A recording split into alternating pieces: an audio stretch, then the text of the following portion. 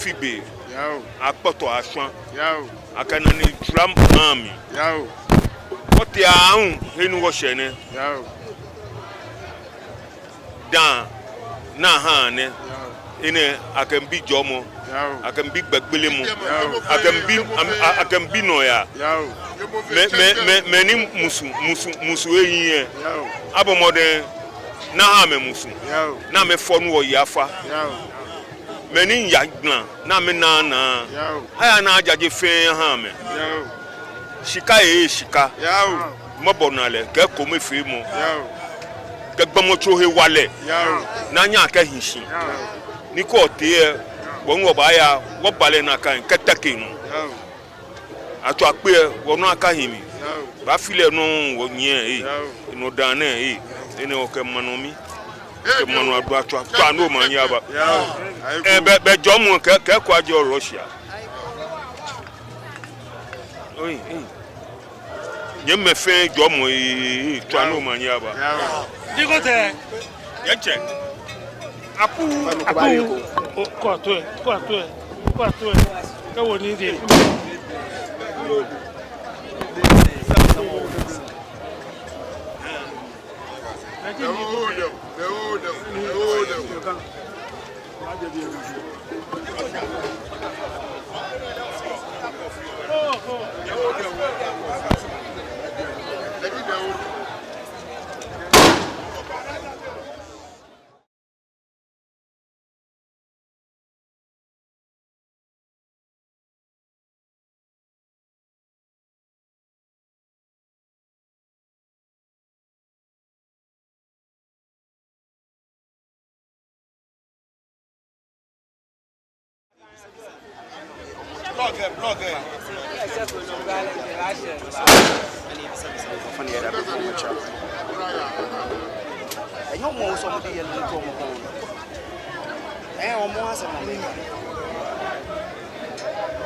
Blogger.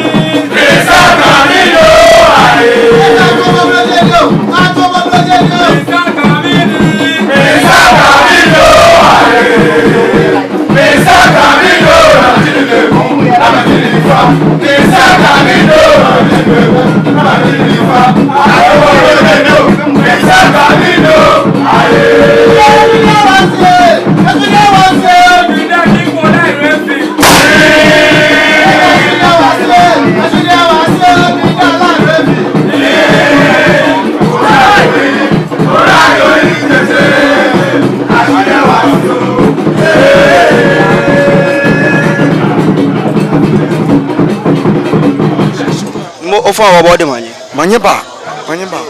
Numo ofa nengi no wana aka kusun tilele ko ete no ji konshamo be pie wotem ko wole aka fi ehye ayafi shi konshamo ne wona aka hwan akoso wole so fa ban back blam keton wo fi o. Okay. Minga twebolo efe ni mi ha mo fe mo afi nyimodo wona mene afi Homowo gbi ni Homowo fe wole akachi ni game ba she Homo ba ya me fi o ni me ba gboi ni fe se ni mo fe jomo ni ni enimba no nyamo ni no ne ke nyamo ni ne be e balake agbo aswa tutue atwa eskite gberon kan ni bi shi afa shia ni fe weku shia aho ni amaje nke manche ba ni ba acho ni e ba so ye shi na ona keke kusun ni bi kumeye ke tafa je won ye je no ko e ba so ke na kan ni bi no loji kusun ni di mi flimo ake woje gbelemi ni mene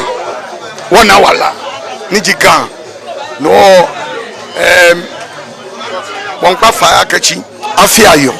efe we komi loji kusun ni kashi Yo nu mo ke ma anuma bi nsan ye na ke nyisa afi ko ne hu wo kusun alo wo konshamo ya do tomo beni mine alo afine ni bia mine hane ni bi chake ye afine mna fi aka fi o ne wo fa wo le covid sane ni aka yamate ni aka benkeke na ni bi no selewe we ko me ye be ona no be balaka e kume ni sani akun amena aka so ne afi no mu ni me ahia me hia e fi aka ni bi ayejo covid ete sanje pi ni amuna no be afine emi egbele ni wo fe wo ye keminhye wana keminhye e ba wa ni nyamie na nyami afine ke beji be ni mo fe mo kamo ko eton no akakio no wana ke meba ni boni aye for some time o ya ne fe to mo kuma ye wo no ba yi o mo no afine na agbele mi ele won ye lojo gba yo nu mo mabie ko ake biantene wo ya afi ole ake Homowo no wo bote mini she wi ma lo mo she no ke ya wo mambi fe ye mo no ya kachi inti mpiye inti ya kachi aya kusum ni ke je tutu na afio si me ko me taflache efia me ya ka kusuwe amesumu na me ye kusuwe na me dencha me fia me dencha me ni bi no hani twenjo laba no mi inge morning ke aga me ni twenjo laba ji be je no to e ke kusuwe ya omo da le she wono ma ba mene mo fe mo nche na pe kusun kokome mekmeni taflache kusuwe amebu kusuwe na me dencha me ye amemin bla mo solo ke soto kwa fibone yo ke tutue no na afi hene mo femu abomode ni oye kusunu ni gbeja no to nato ni ke to enjole yo mo ke tutue na kan to enjole akusaba ko ntwa no manyaba afi o afi o fane ni mashibo kra masma ke oche ogbe ke o mincho nijibo ye sian noje ye Gamashie ni yo ngbaji ni Nikoi ashale niji kenklen miji kanishi manje nje asene niji asene Nikoi leji asene ni asene jiga ni gaji asene ni chwake wo bato kenklen niji asene keje inu woje niji mizem kaka woje Israel woje mizem niji Egypt wakacho Ethiopia kecho Nigeria Cameroon Togo Benin no ba shebie wo ba bie kenklen no agbena ya waso no kaka game na ta game Nikoi Olai Webii woji game no woji asene no no minje numo ofan mi body manje wanya bravo ofan acho mi ni adoka Reeby tibi ofo ogbe mi acho mi ni koti afuto meji Gamashie senche Gamashie senche Yo ofane fiama ke ngmine kusun trede ko eteno ni ji konshamo be pi ka ke konshamo wote me pi wonu nshi wote me kuma wala ke huma wese ayafi mo fiamo nyemi wo konshamo wona ala ko to monoko na afike ko fa bani ba bla me acho the reason why nini wona ahwanko ka okwe to boni manche eje shike yumo na kana no woje Israel ka ba ni Israel bia to ne no wodumo shi ne leche ko okwe keton Libanon soja fo politique de bia me ho ko play ejeme shi ona ke tafrache twi me na ke won loko ni shi je won eji ndoko ni ka je blema woni me anago me ke forefathers afowo dan wo mami ka wo papa me banina dan ake fowo yo ni wo banina wonye wo che wo fon eji kon ni sanagba agba kon ejeme ora ni efio me pia ke won ko na aja si je won da fi bolo je kuma ke afobu oyetumo 12 years afie bani na bu e be 1 year bagbe yi ke fota ye fie nye efio 13 yo na fie na bu e benene mboko ka kolebu ona ibi bo ata na efi ne kekeke ni doctor ajila ke na hiwale yo ke ibani na bu e loju wo woni mo ijiemo ni sanu wo ji ona keke woduma tu me ga wa me tutu wa fi na kedibi dabi ma wojie etunia ye yo ke she ko e sani jele mi ajo ona na ma me ke jon ame ni bi ne ho afile mi fe ama me dun na me tun o ni no jigun adumo nu wodun ona ni ganjo fe ganjo ke she ne ke bi e mo fi a mo shi alo je sanu ko na ni awo je me pepule ko yepo sanu kuti fi odo ke so ona ka wo ye ne ke no hogba ni jiwo wotole ngowala ona mufia mo no kele be 10 years na kan gbele ko beto wo ko beto we kele bo ngo chele yo hia ehia ne yo no chele a onyemi ni safile be ni ba fen kede bi efen wo mu efen ofia no ne ehu yo se ona yo wo hin be jin ke mene afie ni ji mene ho ni ma ho na ma ho wojibu wojino wo ye won wo ko no ajowo ona ato akpe wono bemi no fia no ni nyenwen na enye koyo me ne ba ni na me ne bini akpla wo na kefen aya twa ni omani ablao ofane mabibo na agbe wi mo ko ni wakasame ofane minister no yo ha mambi me oblaye ko ranu fe yo mita make mambi ake me ne afi ni ji me ne ho afi kujan afi le ba ni na wo neba ni na wo sanwo ye kemishe ni wo kemishe agbena esani ano esani gidigidi ba sani ma mi ajo ko ni no fia no aye no fe ona wo fe ekomi because bia ne game efe ni etomoni ni tu me ka wo dwa ni wo so na kan yo wo bo agafe na me na fie mi ke game fe ake mo fia mo ni ganyo gibu e ohuro do mi shitomonu no oya fili odugba wo ka hogba chele agbele wo fe o batish wa ngo wa mo fia mo ni wo kele na beku keje ni afile mi he afine ko betu e wo sa wote yo mi ke nye me fe ye ma mi ake no fia no na ehu e amegme mo fia mo ni te na ni se ekera kele chalo woni abla yo ablade abi odi abi kesmola ife be wo ke wa ke ngbene afine wo kenye ye wo shinye ngbene oba je pe sha wulu e ko memi ni yo Gamashie ni wo ba shi ami ko meto e wo nye wo shi ni wo ke wo mami ke wo na ke wo yo mo ke wo no fa no ba gbasa ne no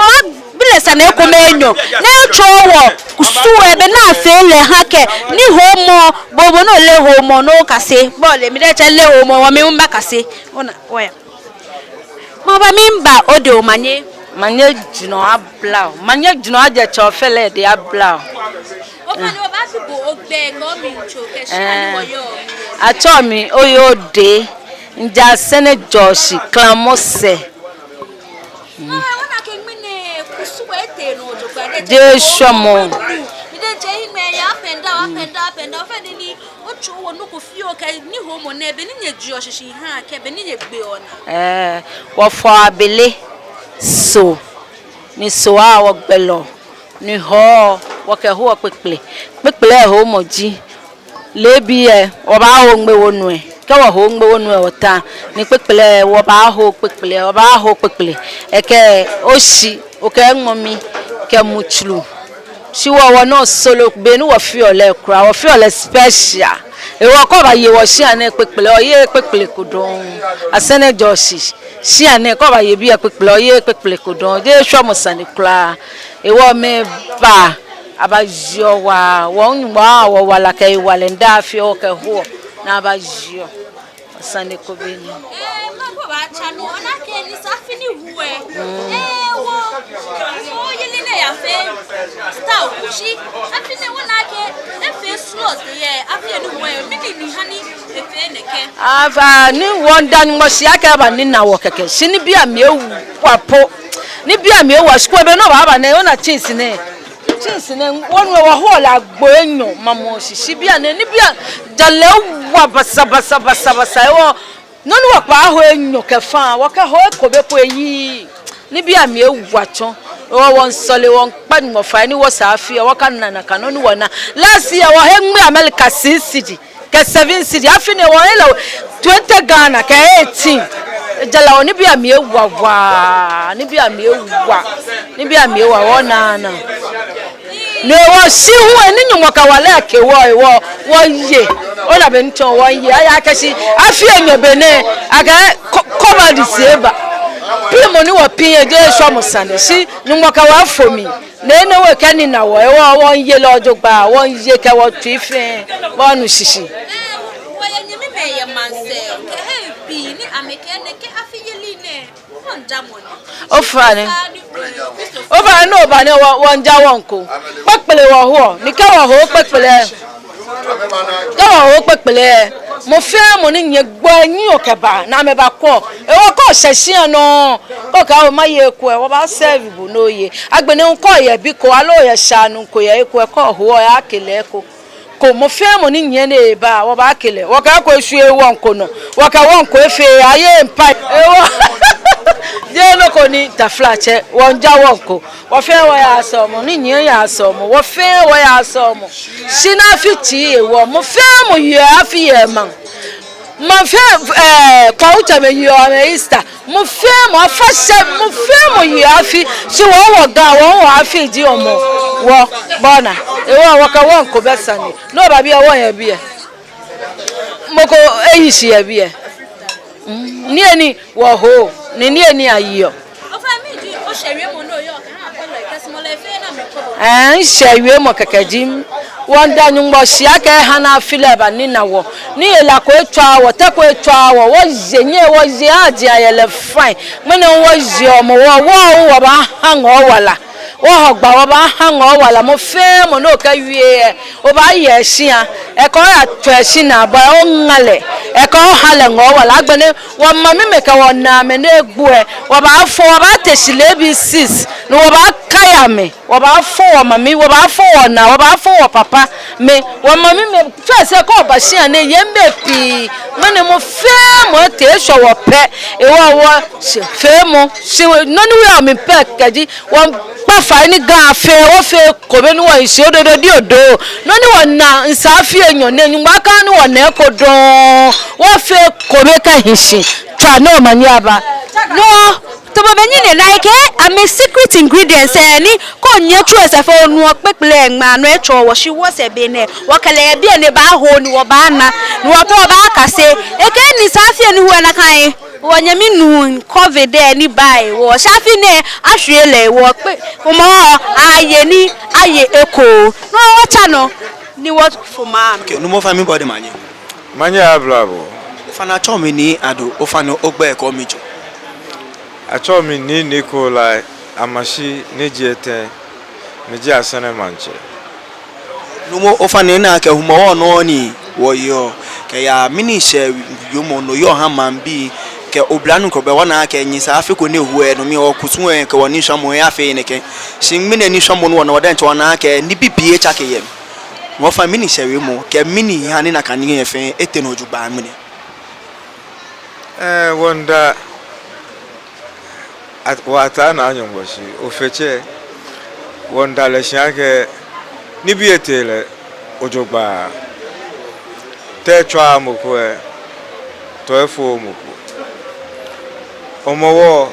neka ayole to enjole ke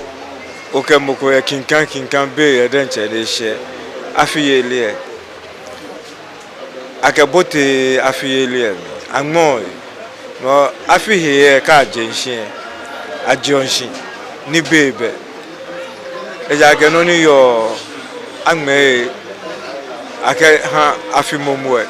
neketi no ni ngona titreji ke ha no ya efia ni no ya ba to enjole kenklen chonye no kaji woke gan akajo gan eyano no woke wonta no ya abagan besani wa to enjole abagan ni oblanta ameji meni ke to enjole be ni no ya ba if you am na agbafe mo fiam no be pie ameno di meni ameha maajo no kaji amensmo ni ameyano ni no ya aba esana amamewa je amamba fe ni maaka jo esana amamewa ni maajo ya ke ma ke ejo dani no ya baba no shewe mo kekeji boni woje afine ya tuenjole ke minshe okadini ke ha mano ya ma jole no ba kenklen dani ma no ya ba no kaji wa yafi ya na jole no na if you okadi ake no ya baba no wote make me wakwa wo solomon ka wo yempa wakwa fatai ni watana nyongo ena wo mobo ne joma ni oyano no nche yue mo kuku mano ya tuenjole kenkle ke mano ya ni ejo oblantae no nke fio ewu amekami ni amegachuni